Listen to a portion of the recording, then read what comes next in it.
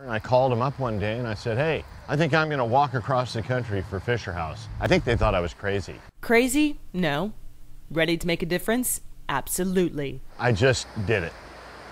Yeah. I think that's how you get things done.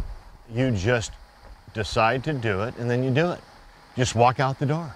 And it was pretty easy. That was 98 days ago when California man John Cote left Marine Corps Base Camp Pendleton near San Diego and headed to Fort Benning.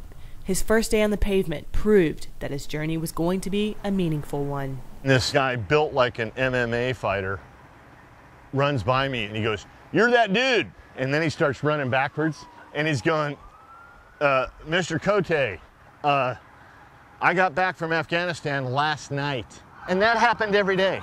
John walked alone for 100 days to raise awareness and money for Fisher House, a nonprofit that supports our troops and veterans by providing free housing for their families while they get treatment at medical centers around the world. It's the whole family that goes to war.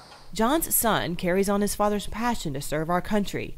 As second lieutenant in the Army, he will soon graduate from Ranger School. I'm very proud of my son, and he loves being in the Army. John kept a daily blog with details about his journey, always ending each entry with a story about a service member. So that people who read it maybe hadn't thought about a 19-year-old girl from Texas who she takes her M4, runs back right toward the blown up vehicle. Machine gun fires hitting at her feet, she saves all of them. People need to know that story.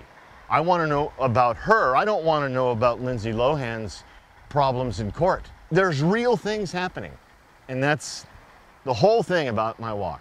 Though his walk across country was done in solitude, John is pretty certain he's not alone in his mission to help the wounded. I touched a few people. I think they're thinking about the families of military and the families of wounded right now more than they would have if I hadn't done this. If I could do that for 1, 2, or 4 people, I've done something, and they'll start talking about it. It's the greatest thing I've ever done.